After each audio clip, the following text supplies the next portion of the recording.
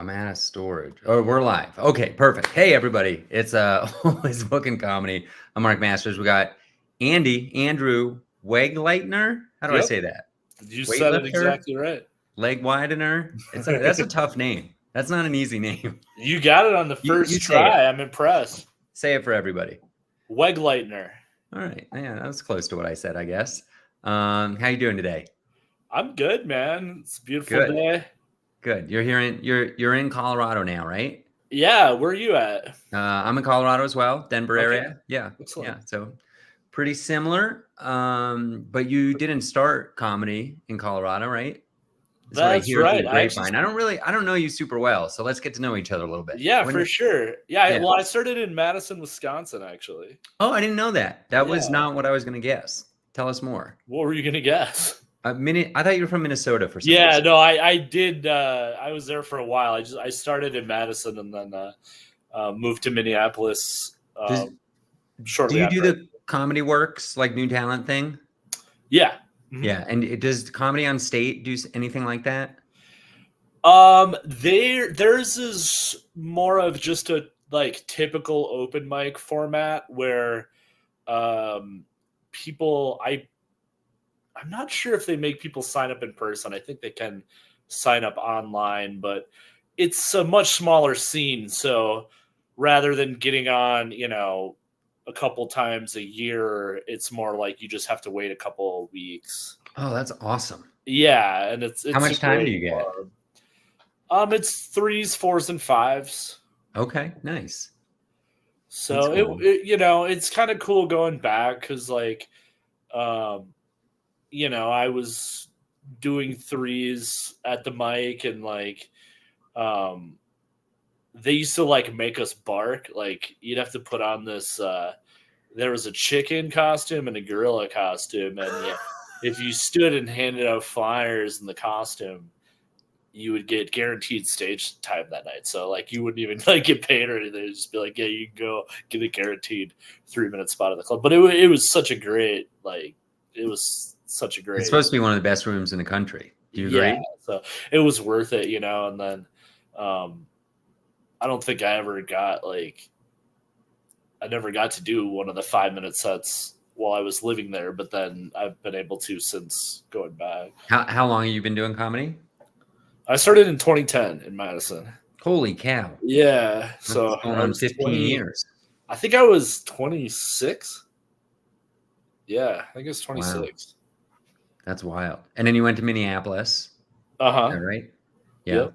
Did you like Minneapolis for Yeah, it's comedy? a great scene. I didn't like the weather, and I like Denver.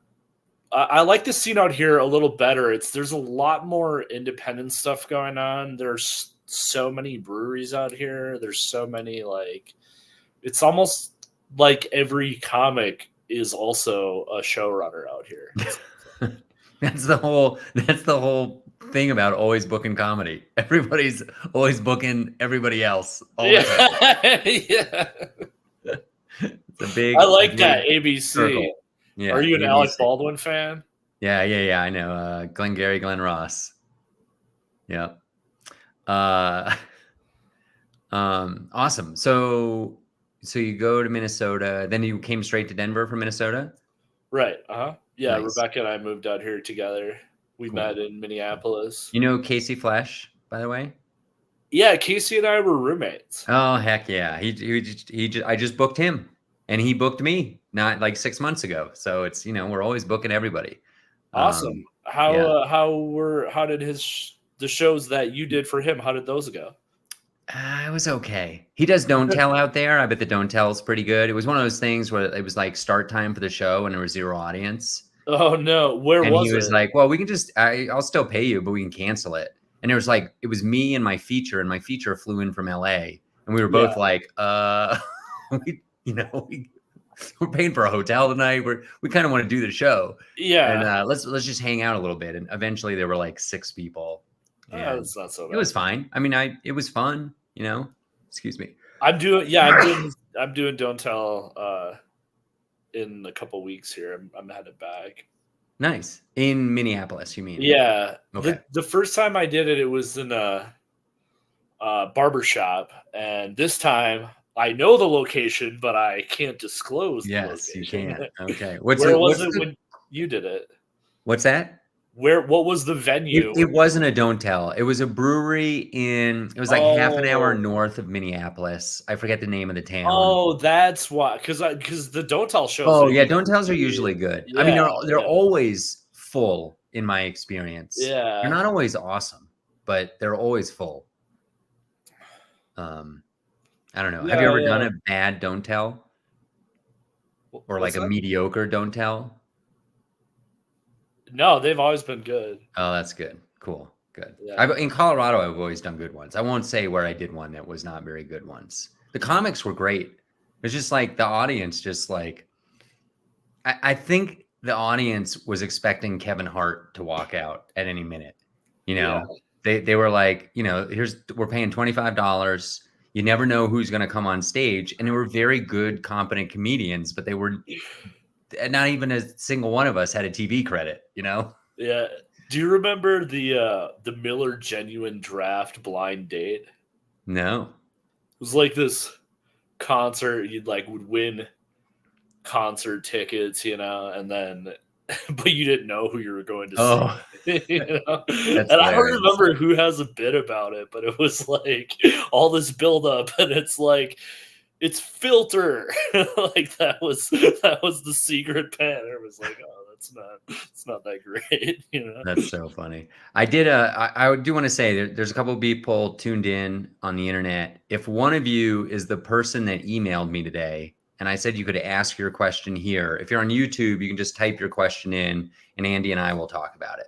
This is I just learned this trick today. It's like I have office hours now. Like somebody emailed me a question, and I was just like, you know what? Just tune in tonight to my live pod. You can ask the question. We'll talk. We'll give you every answer you want. So you already know what the question is. I do. It's about how do I run an outdoor show specifically in my backyard that based on Ooh. the area code of the phone number and the signature is in Orlando, Florida.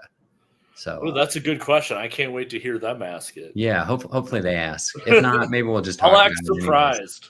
Have you run some outdoor shows during the pandemic? Um, Oh yeah, look at this. Look at this. yeah. Hi, yes, that was me. Ariella, don't be shy. Ask your go ahead, phrase your question. Don't let me steal your thunder. Type it out. It could Take be your time, anything. and we'll get to it. Oh, in Pasadena, but originally from Florida. Or we're getting a little more info here. So type out a little paragraph. Let's build up to it, and then Andy and I, we got tons of experience. We'll talk about it for you. So much. Actually, Yeah. no, I don't know if I've ever done an outdoor show. I mean, I've performed on them, but I don't think I've ever run. Don't know if you run them. Yeah. We By did the way, one at a food drive. We had a bunch of nice. comics in Minneapolis during COVID all started volunteering for this food drive. Okay. And we did one on the location in a tent. And, normally that's not an ideal setup, but it was a fun show. It was a fun vibe. Yeah, the first pandemic outdoor show I did pretty much got rained out. It was raining sideways in the middle of the set. It was. Did you have a covering of some sort? There was a covering for the comic and the audience, which were separated by quite a distance. Okay. And it was very difficult to hear the comics. I did one that was at a disc golf course. Oh, that's fun. They had like I think the comics were like in some, like enclosure or something. And then they had like the audience was sitting in these bleachers like 50 yards, like just way like on the other side of a field, And I'm just like, dude, why don't you just have them like come sit in the grass? Like they're way too far away. This doesn't make any sense, Right. Even if they are laughing, you would never know. You're not going to be able to hear them laughing from that far away. Yeah. Yeah. So, here we go. Here comes a question. I guess I just want to make sure I'm not forgetting anything important for the setup. So yeah, let's break it down. If you can, it's helpful to elevate the comic. Doesn't seem like a big thing, but if you got a flat seating surface, somebody who's short sitting in front of a tall person might not be able to have line of sight at the comic. So especially outdoors, I think that's going to be even more important. Yeah. Okay. So she has a PA system, mic stands a nice touch. That's really Yeah, good. And she needs lights. We'll talk lights. about that in a And second. and the show should start, if you're gonna have lights, you would want the show then to start after dark. Yeah, which is tricky. I'm scheduling a bunch of In shows the right now for summer, like yeah, June, especially in July. Pasadena, I imagine it's pretty late, the Yeah, it might be sunset, like 8:30 p.m. before the sun sets, and that it's even later to get dark outside. Uh, as the summer goes along.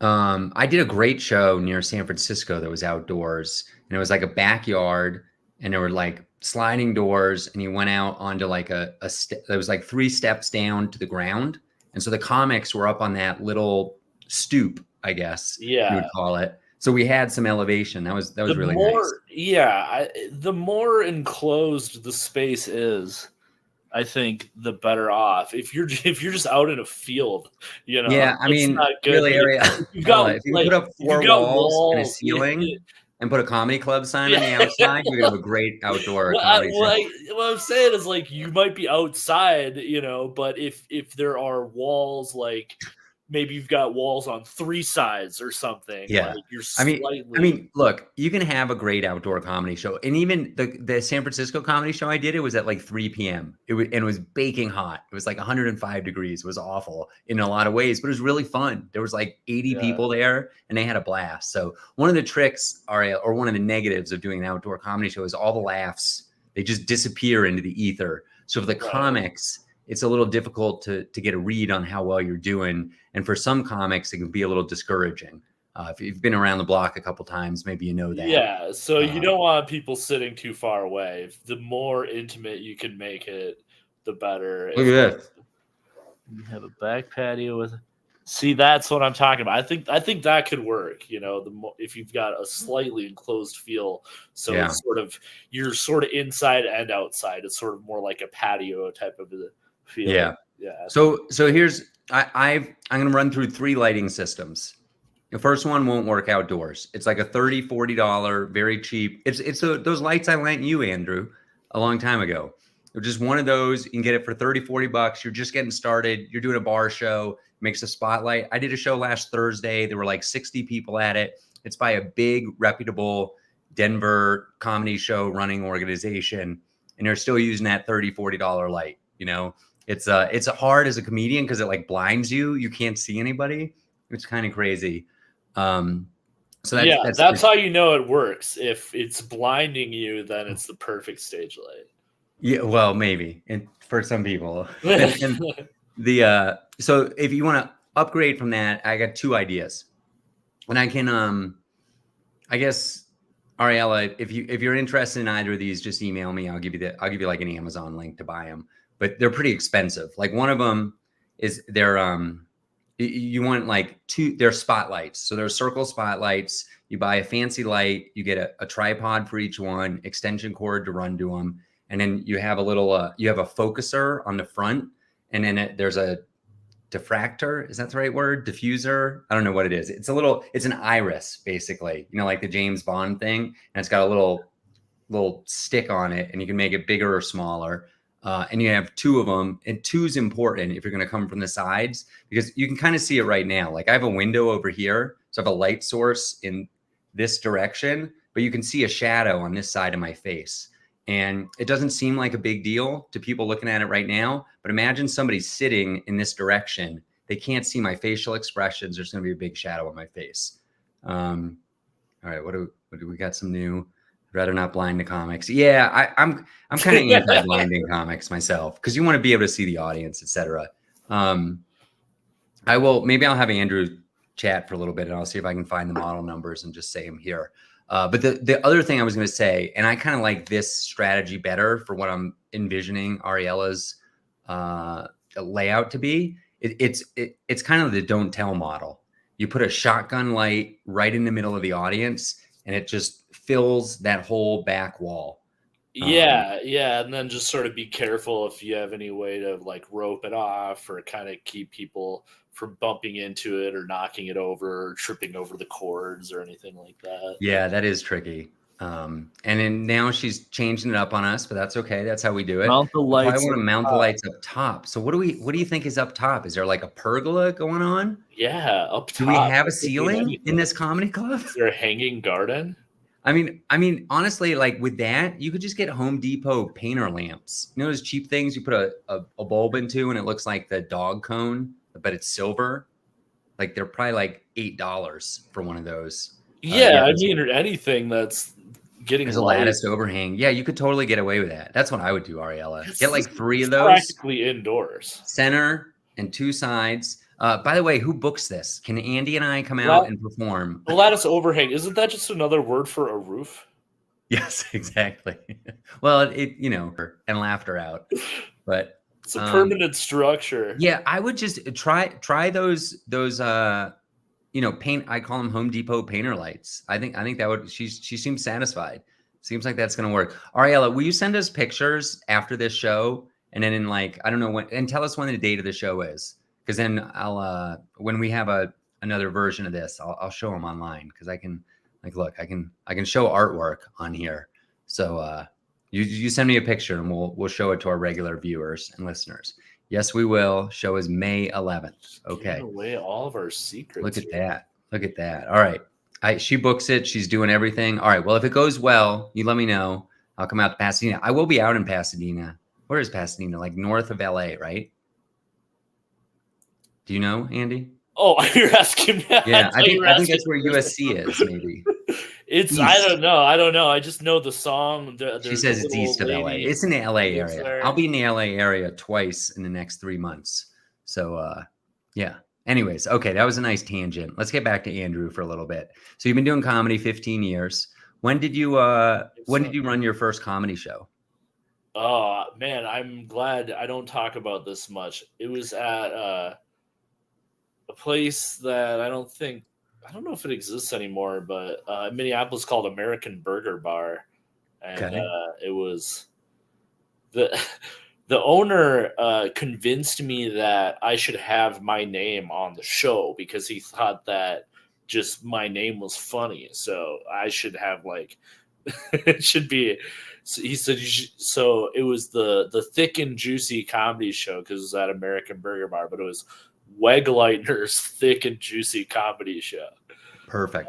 And I got paid $25 a show to run it, host it, set up the sound, like promote it. Like, was it a free show or was it paid? It was a free show. Wow. So did the comics get paid? No, no. I was the only one who got paid, and I got paid $25. Nice.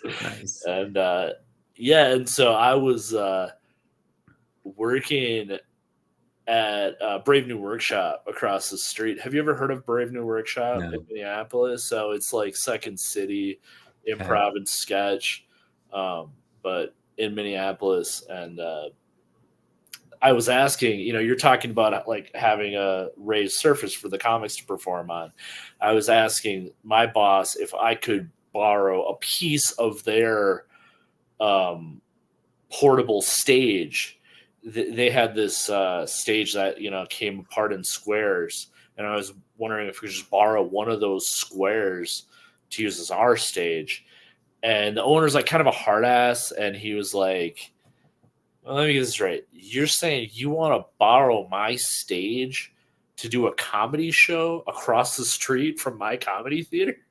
Like, what are you, crazy? Like I didn't, it hadn't really occurred to me that. Yeah, of course not. That way, Yeah. But then he was like, I happen to have like this whole second theater that we book a variety of comedy programming in. And, so when he said that, I was like, wait, are you saying I can run a show in your space instead? And so as soon as he said that, I quit doing the Burger Bar show and I just focused on that. And then like that was like, it's not as well known as Second City, but it's really well known like regionally. Yeah. You would know like Louis Anderson came out of that theater.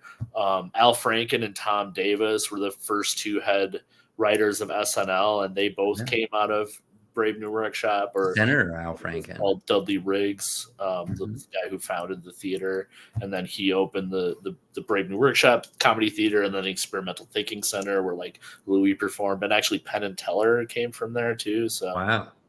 not a lot of people know the theater, but they know the names that came out of there and stuff. And so it was like And Andrew Weigleitner came out of Andrew that too. Weigleitner came out of Man, there. But jeez. yeah, I mean, for me to just be like a couple years in, and then all of a sudden, like I'm running this like show at this, I think I probably got it a little too early, and That's like how comedy works, right? yeah, I mean for sure, because there's a Some lot of things you things get that too go early, some things you get too late. late, and you Yeah, definitely absolutely. learn when you get it too early.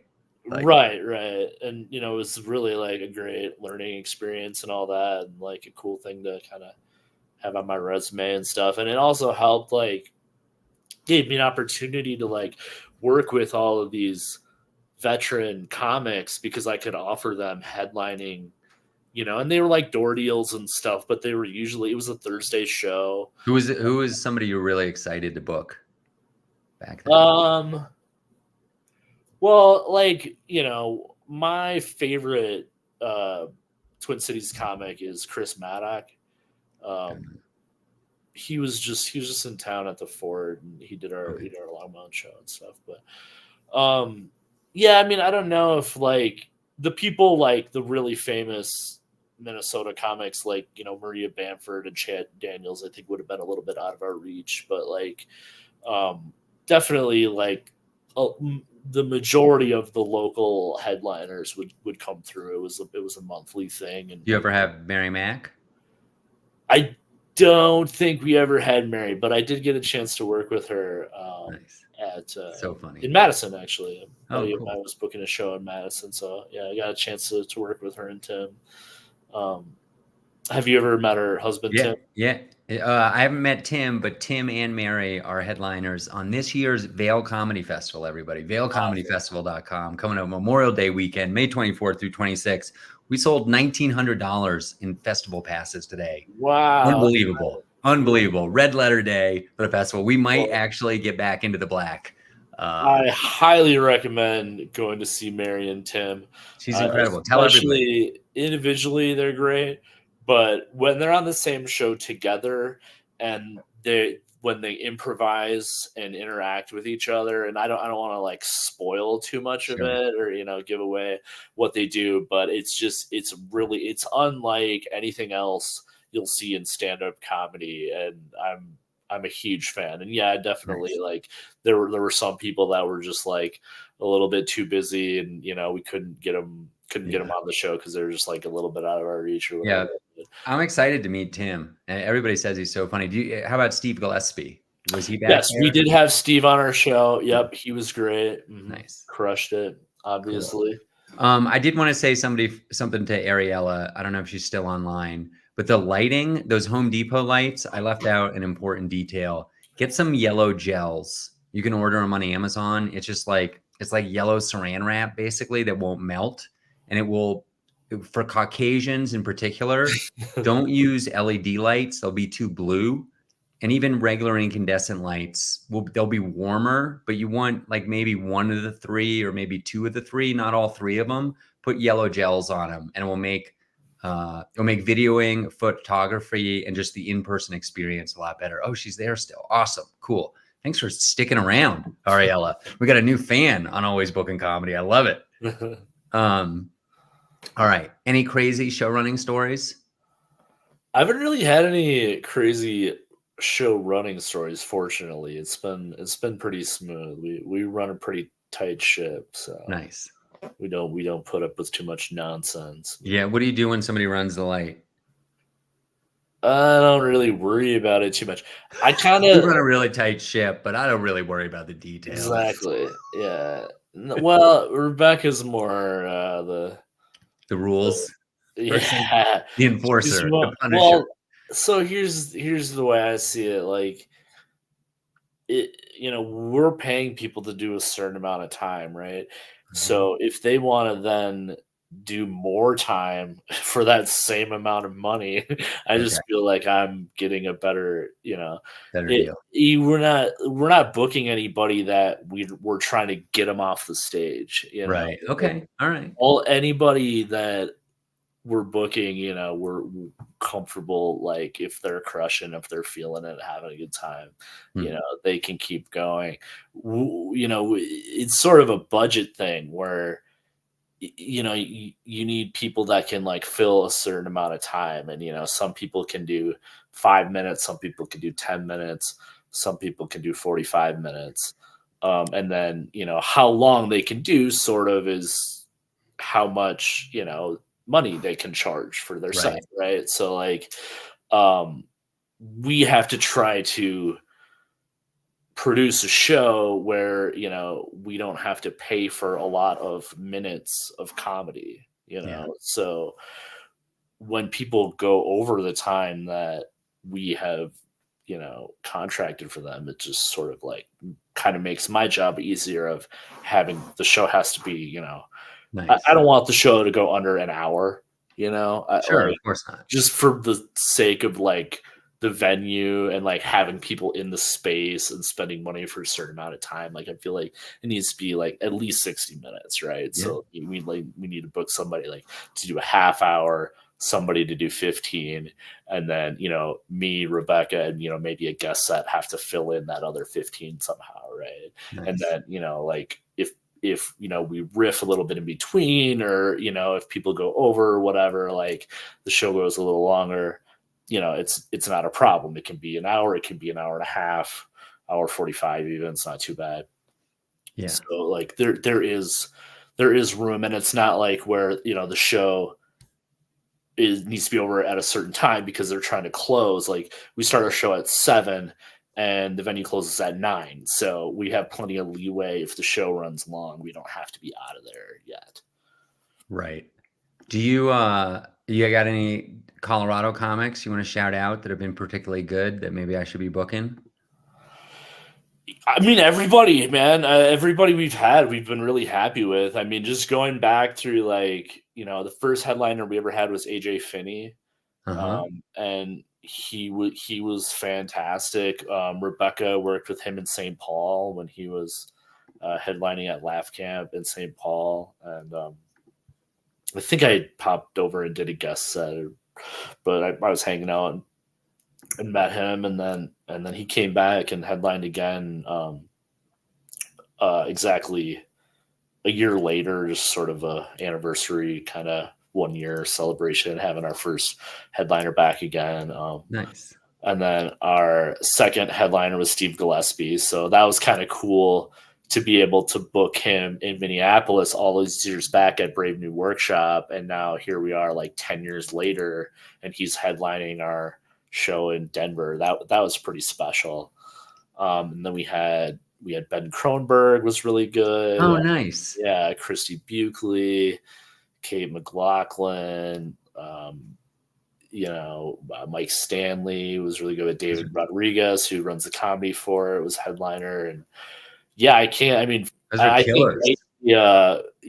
like when I first started running shows, I was a little more easily intimidated and maybe, manipulated. And, I think maybe I booked some people like who maybe weren't right for it and weren't quite ready yet or whatever. And I think like now we're a little more solidified, and like, this is who we're booking, and like, um so yeah, I mean everybody that we've had through it, like as headliners, have been like of that, of that High caliber. You're getting high yeah, caliber folks. high caliber. So I'm yeah, it's impressed. tough. I don't know. It's hard because like you don't want to make enemies. You don't have people resent you. I'm sure you've experienced that with people asking to get booked, and then they're not right for the show or whatever, and then they have hard feelings and stuff. So it's a tough thing to get past, but Yeah. you Seems like have you've really, to. I mean, you're 15 years in. Seems like you've pretty much figured out the show running. Uh, I mean, Rebecca and I make a really good team. You know, I think I was definitely missing something when I did it on my own. We really complement each other well.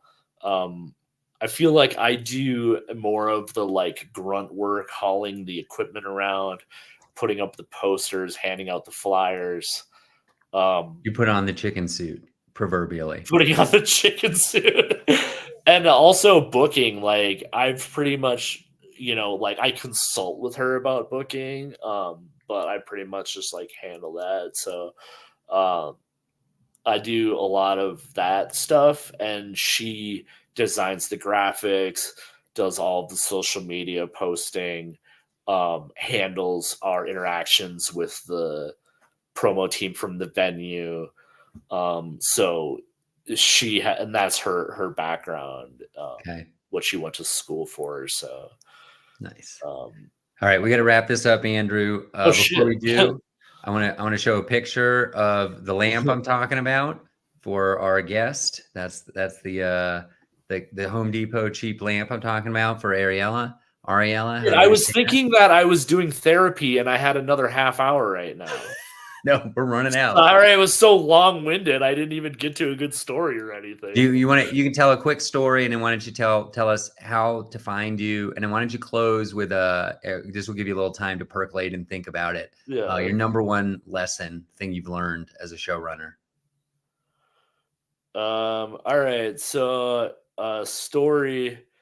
I saw in your list of pre-approved discussion topics, like a bad road gig or whatever. Yeah, let's So hear. I like love bad my road gig worst stories. road gig, like, and it's kind of hard to really imagine it getting much worse. But like, it was a casino in Hayward, Wisconsin, and there was no one in the audience, right? Like there were people sitting at the bar playing the slot machines that were on the bar, so that you not even facing the stage, and they're like, I don't know, 50 yards away, like at the other end of the giant casino showroom where no one is sitting at the tables like in the showroom, right? And so I don't know why, but like we still did the show. Um and but the funny thing about it to me is like, and I can send you the picture of it on my Instagram. I have a picture of the showroom, like just all the empty chairs, you know.